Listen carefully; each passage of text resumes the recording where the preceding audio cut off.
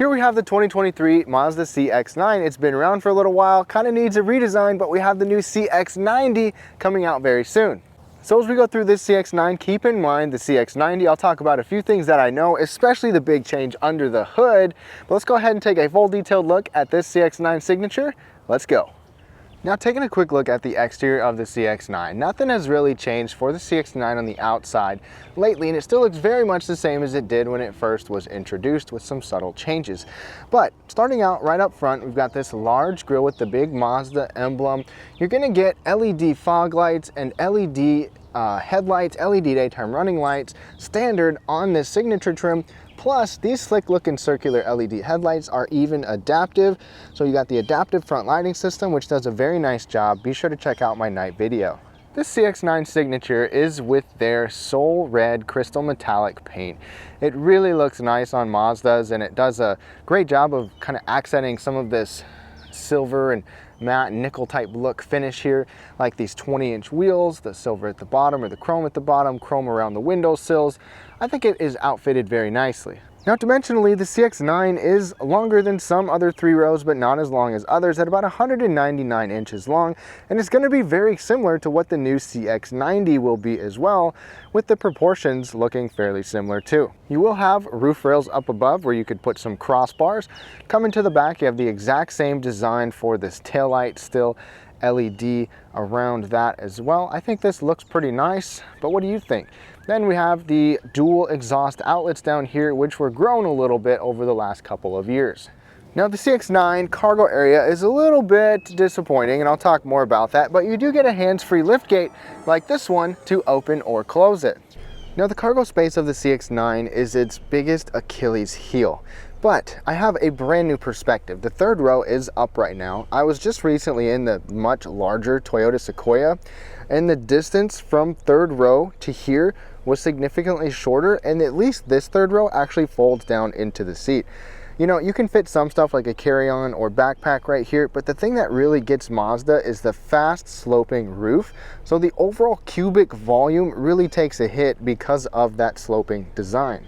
One big perk though is you've got these hooks right here. So these could work great as grocery bag hooks or cargo net hooks. You also have a 12-volt power outlet back there to be able to plug different things in. And to fold the seat down, you just pull that lever and then boom, the headrest folds down. Sorry, it was a little bit stuck. This is nice and flat right here, and that looks great. I mean, that's awesome to have flat cargo space in addition to cargo space. And the split fold design is nice, so you can load up some cargo space here and still have a child in the third row. Plus, we even have a little bit of space under here. Always nice to have concealed space like that. You can even remove this little panel and have more secret storage right there. I like these little secret storage spots because it's great for like first aid kit or blankets or travel accessories, jumper cables, things like that. With both third rows folded down, that doesn't look too bad. Obviously, the biggest thing again is the overall design, but the width right here, it looks okay, and it's just still nice and flat. To fold the second row down, unlike some vehicles, you don't have a power option. I personally still like a manual fold like that. But both of them down is where you lose a little bit of practicality because of this giant center hump, but it's still fairly flat. And this is how much space you get overall. Less than some vehicles, but I'll take it. The front seat of the CX-9 is a nice place to be, and it also looks nice with the piping, the quilting, and the overall design and stitching of these seats. This is the parchment interior color. It's like this creamy white, and keep in mind it will show different stains and colors. Adjustments here are your typical, just 2-way lumbar, recline and tilt and height. You don't have 4-way lumbar or thigh extension like I was maybe expecting at this point in the top trim. However, you do get 2-position memory settings on here, and that is nice to have. For the driver, Mazda gives you a heated steering wheel and then heated and ventilated front seats for you or your passenger. These seats are firm, but they are supportive, and I've been comfortable pretty much every time I've been in the CX-9, which has been multiple times.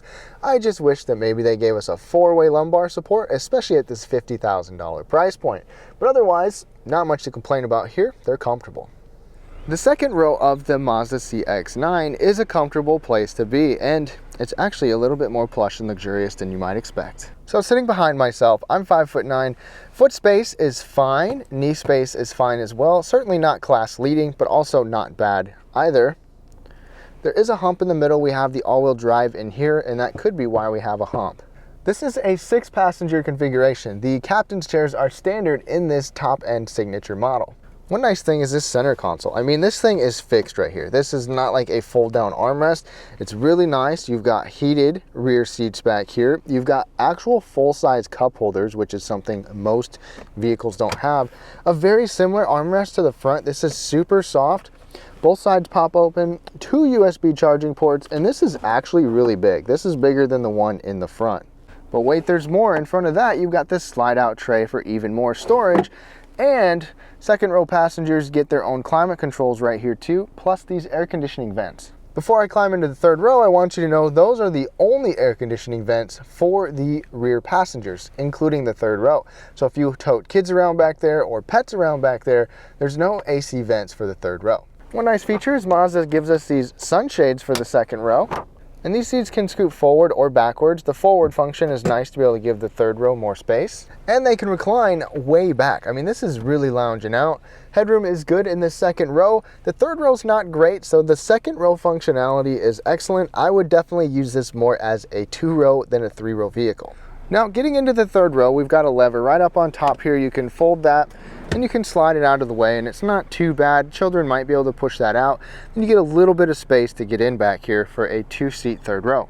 Now, sitting behind where this seat is all the way back, I cannot sit there. My knee is jammed up into it, but with it further forward or with younger adults or children, they probably could get in here decently. Both sides get their own USB charging port and cup holder storage area. But keep in mind, you're gonna probably wanna be 5.5 feet or less in order to sit up tall back here, because I definitely can't.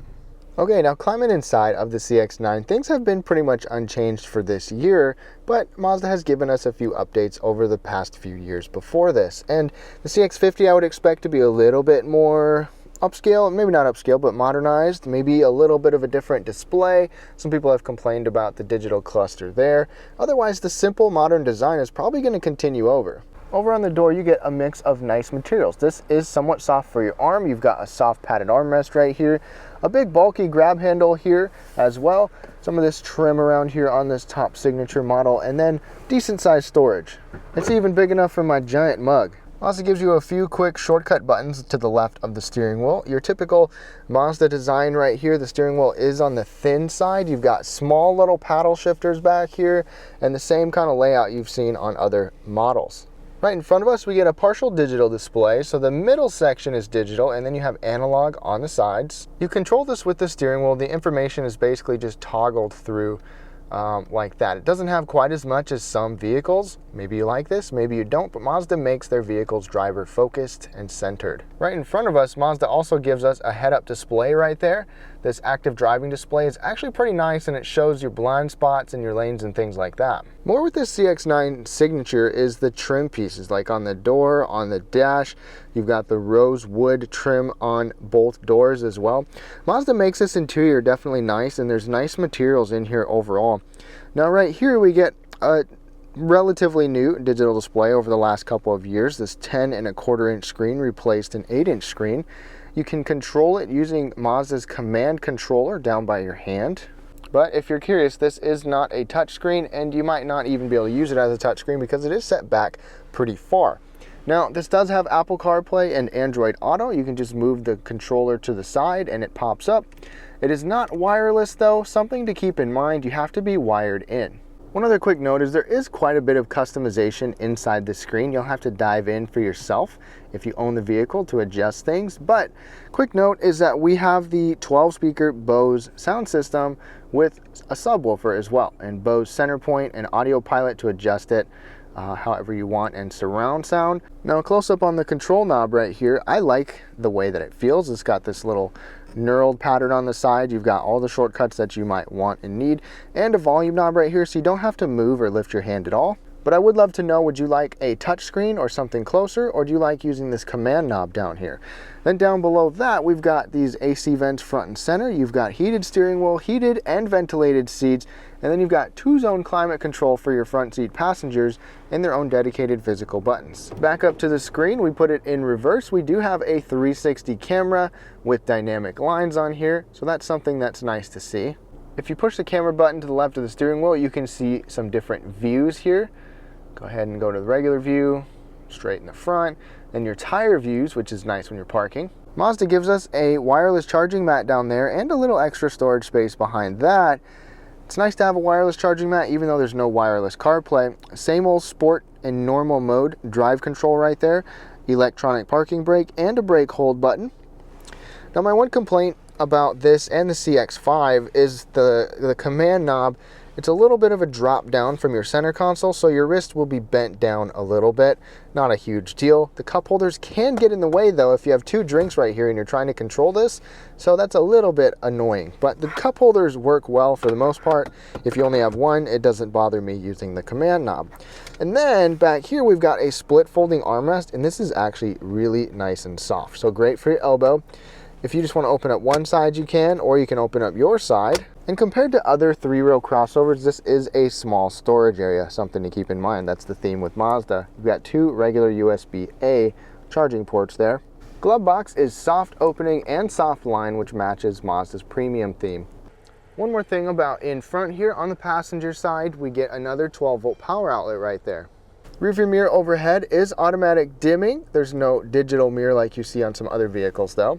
There is a sunglass holder up overhead and a little bit of ambient lighting that comes down from right here.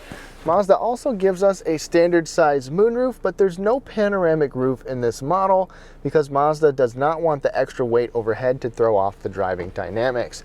This visor pops out and then you just have this little slide out piece, unlike a full moving visor. So in conclusion on the CX-9's interior, I don't expect the CX-90's interior to be a whole lot different. We will be finding out very soon, but I think Mazda is going to continue with their modern, similar design, maybe just a little bit nicer displays or different ergonomic functions.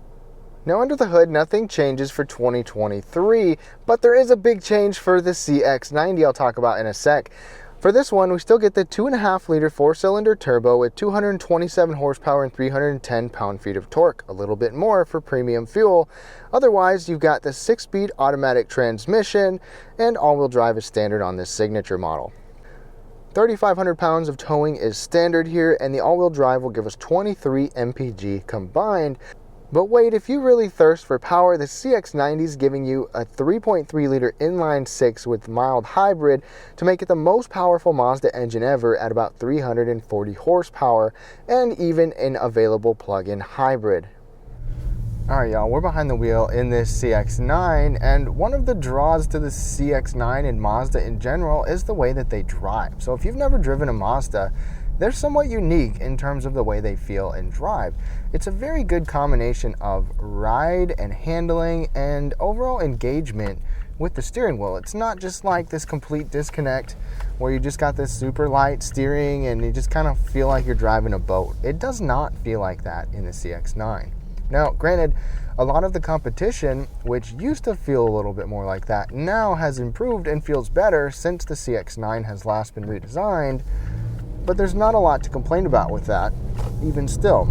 So this has a turbo, a 2.5-liter turbo 4-cylinder, and it's fairly punchy. You've got over 300 pound-feet of torque, and that torque is important for city driving or really any driving, but partial pedal, just a little throttle, you get very quick acceleration without having to mash on the pedal.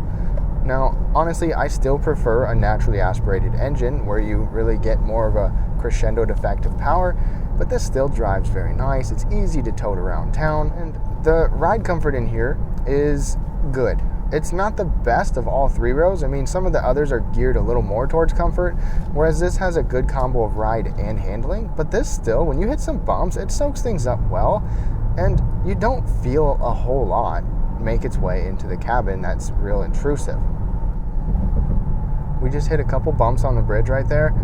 Some vehicles you feel and hear those more, but not much in this CX-9. A lot of people complain about Mazda having more of a stiff suspension, and I think the CX-5 maybe feels a little bit more firm than this, and this is still very, very comfortable. The weight of the steering is a little bit more on the stiff side or the heftier side, but it's not laborious to drive. It does take a little bit of getting used to if you're used to something really light though. And then as we come around here, let's go ahead and put it in sport mode, little button down there.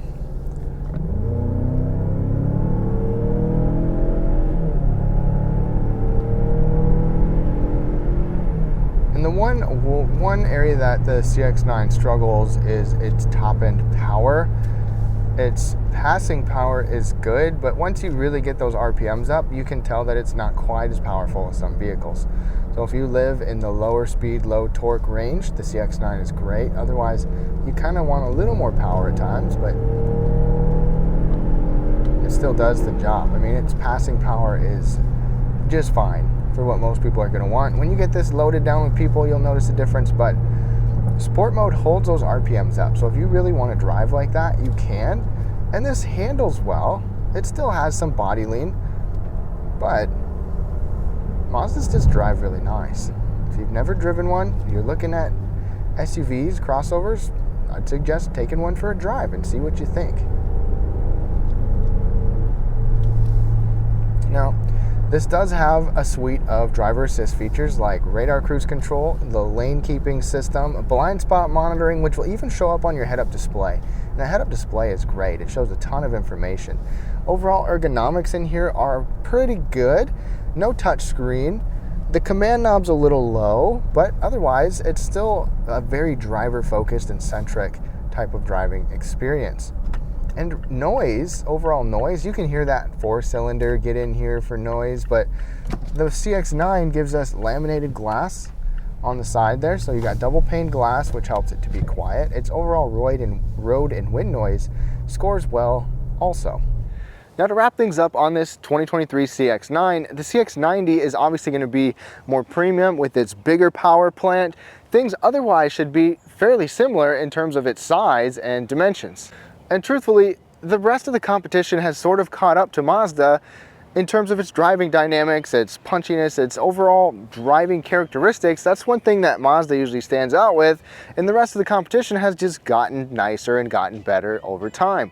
But would you go for this CX-9, wait for the CX-90, or go for something altogether? Thank you so much for watching. Have a great day.